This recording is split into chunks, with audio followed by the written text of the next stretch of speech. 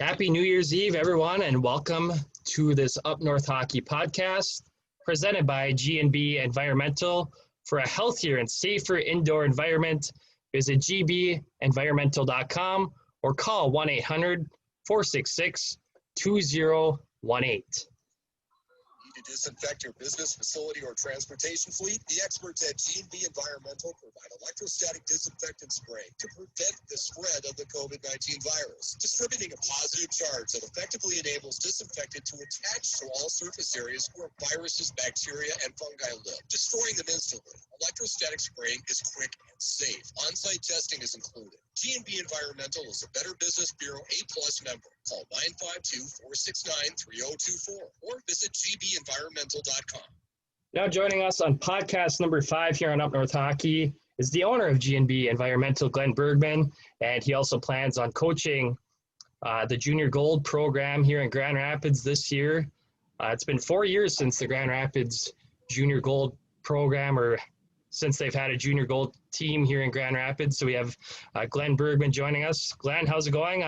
How's your business doing? We've heard that you've been coming out with some new equipment and stuff to battle this COVID-19 virus. So you want to start off by talking about that? Yeah, sure. It's been a real crazy year this year, and things that were status quo are no longer status quo. So we've taken a look at new technology throughout this year, and to help combat, to get people back into their offices. We've come up with some pretty nifty techniques. We're using aquatitary ammonia that's on the end list for the FDA, and the method of delivery is with an electrostatic sprayer, which gives you a 360. You don't have to spray directly on the surface, and it covers around the surface for touches, for door handles, refrigerator doors, loading dock carts. We're doing a lot of grocery stores on a scheduled basis. We also have been integrating in a lot more. We've had a 600% increase in sales on a MERV 13 air filter that are being utilized in offices throughout the state. Also, ultraviolet light, UVC, is playing a critical role on killing the viruses as it comes through an air system. The most recent one that we've brought on board is needlepoint biopolarization, which is a proven technology. They've had various studies. It's a new technology, but it's proven to work to help out the situation for indoor cafeterias, classrooms, things of that nature. Yeah, that's fantastic. It's great to have this equipment, for battling this virus. It would be great for, anywhere, any indoor space, any public space, a hockey rink, locker room, weight room. So that's really great to see that you're coming out with this new equipment. The one thing, Glenn, I think of it's how much knowledge and time. I know you, and I know the knowledge and time that you spent getting that knowledge. I talk to you, you just rattle stuff off your head sometimes about these things, and it makes sense. I mean, the things that people need to do, to get rid of this virus, not only the virus, all the other things you do, air filtration, water filtration, surface purification. Those are the things that, impressed me with G&B Environmental. And so I think that this new stuff to work with COVID is very important. And, talk about, those units being in a locker room to purify a locker room, to disinfect a locker room, to keep them clean. That's huge steps that, you're taking towards trying to take care of this around here now. And so I thank you for that. Yeah, you're welcome. This most recent air box that I purchased from a American-made company down in Nebraska, it's called Industrial Made, and I've been selling their air boxes all over for machine shops for years, but now they've come out with this biopolar needlepoint ionization unit that they put on the flywheel, and the units are very very built right, 14 gauge coated metal. They have both mechanical gas phase filtration and the needle point in the one box, throwing out 1,500 cubic feet a minute, which is more than enough for any locker room. The system works, it's built right, and I'd like to see them out there in use. Being portable, they can be brought into multiple rooms and turned on at different times of the day, and they're a slick unit. Yeah, it sounds like they're a very slick unit, and so just kind of have to wait and see where it goes. Get the word out there, and maybe people will start catching on to it. That's the best thing about it is you got knowledgeable people working for you too that's help pushing the issue. Yeah. That's really big right there. And thank you for being one of our number one sponsors of this Up North Hockey. Without you doing this, we might not be doing these podcasts. These podcasts are huge. With being in this delay of hockey right now, winter sports is in a delay. It's really kind of depressing that we're in this delay, but having these podcasts is kind of gives some people something to listen to talk to, interviewing, like we interviewed Zach Stasko, the UMD, freshman goalie coming in. I think he enjoyed it. I think people really enjoyed listening to him. Here now, they were in the pod in Omaha when he did this. And the other night, getting Brad Hyduk, the girls' Grand Rapids Greenway Lightning coach, on here and having him talk about the delay, and getting senior star Claire Vekic, getting her on the podcast too, was good. And to listen to her, the one thing that was really kind of, it was heartfelt for me is to hear how her last year's softball season ended. That was taken away. She didn't even get to play. This year's volleyball season was. They just cut it. They didn't get to play regions. They didn't even get to finish the sections. They didn't get nothing. They were just ended. So for her, now she's going to Bemidji she's a commit to Bemidji State to play hockey. And she, here's a girl that is a top 5 athlete in softball, volleyball, and hockey in the state of Minnesota. And her senior year comes around, and COVID, unfortunately, has taken things away from her. So I can't wait to see her get on the ice. She's just chomping at the bit to get on the ice to get out and play. And I heard that now that they're going to extend the the games until around Easter, the state tournament to be, that gives them at least 3.5 months still to play hockey. It's not what you normally would play, but they're playing something instead of a cancellation. So, and it does look like there will be a state tournament in each winter sport. We're moving forward anyways. And so I think I thank you for doing these podcasts, sponsoring these podcasts, because you've been a great help to doing this. And, people can declare Zach Stasko, Brad Hyduk. Next week we got, the Grand Rapids Bantam AA coach Reed Larson is going to be on a podcast. And next week we're going to get the Hermantown Pat Andrews, and maybe we might even get Joey Pierce on with Pat Andrews to talk about the season and what the delay has meant to them too. So this is going to be good, and I really appreciate it, Glenn.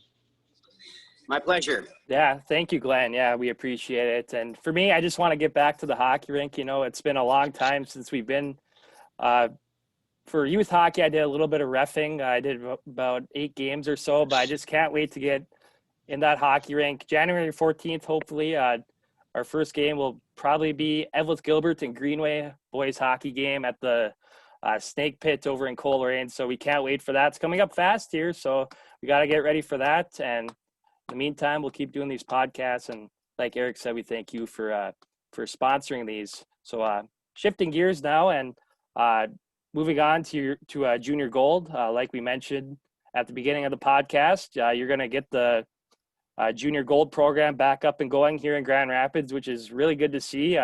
We plan on doing some Junior Gold games on Up North Hockey, live streaming. So, yeah, just talk about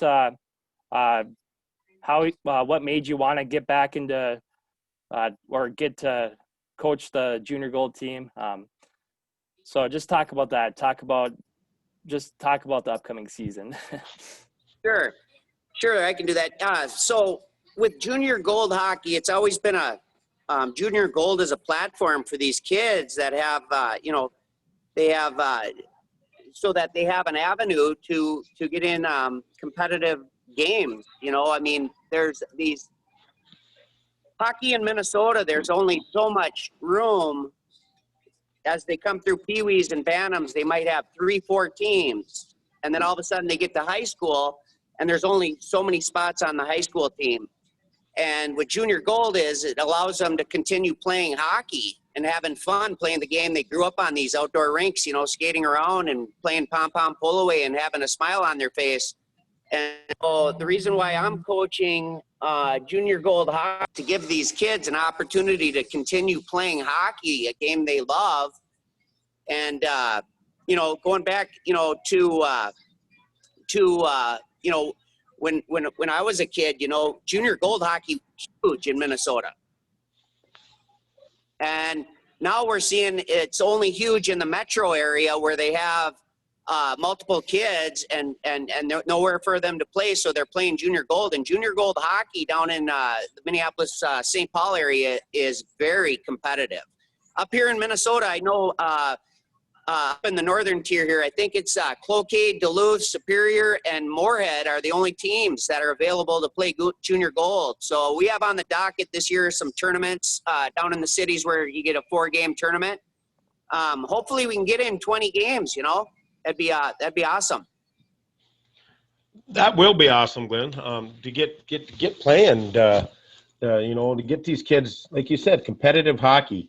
I know there's kids that played hockey their whole life. They just don't want to get to that point to where they don't play. They have no other avenue. And so me being a junior gold player myself with you back in the day, it is a huge relief, to know that you can still play. And geez, I mean, I look back at some records. I think we played some, 35, 40 games, when we played per season. And so, you do get a lot of games. And like you said, to get 20 games in the rest of the season is going to be great.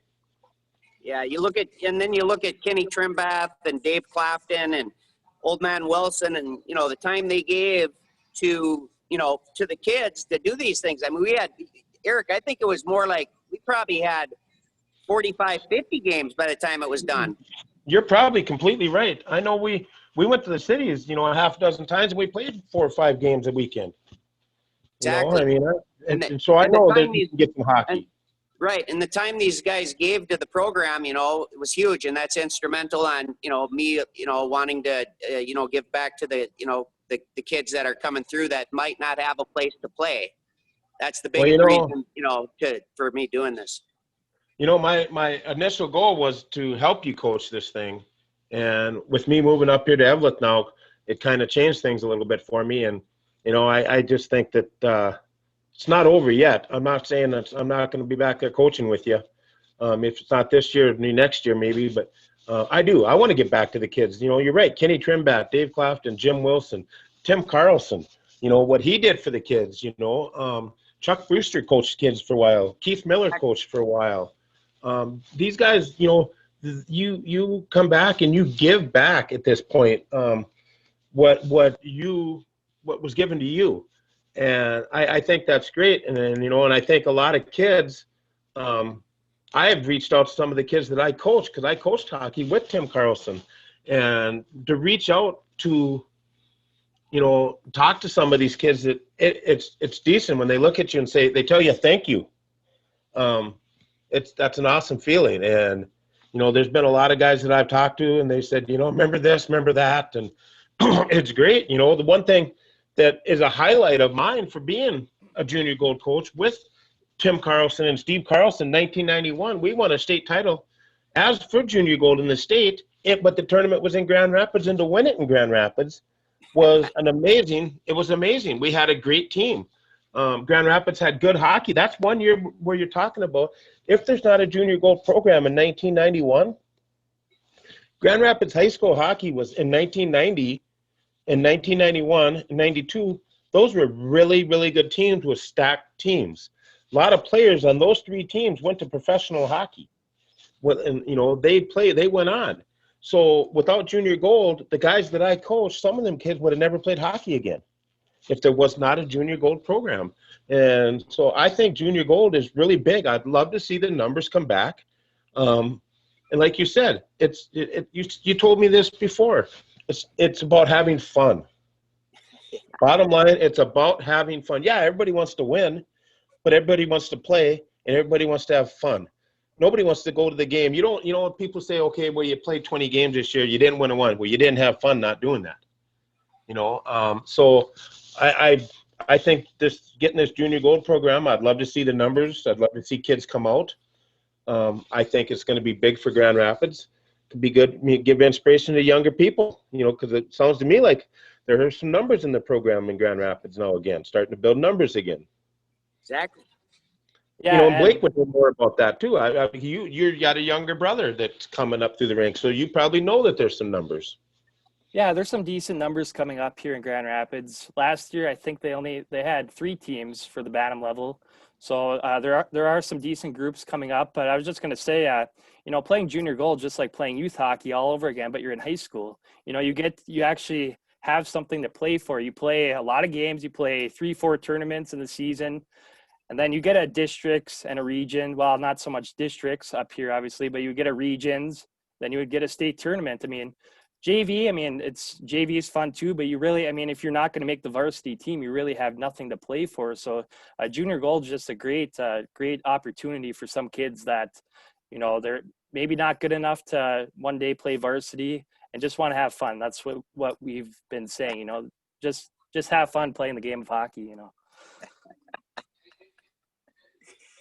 Exactly. I love to watch the kids. They come out, they skate around in circles, and yeah, they're having fun. They got smiles on their face. They're there at the rink because they want to be there, and that's what I'm looking for. So if any kids out there are watching this podcast and want an opportunity to play some hockey, give me a shout. Let's get you out there and let's have some fun.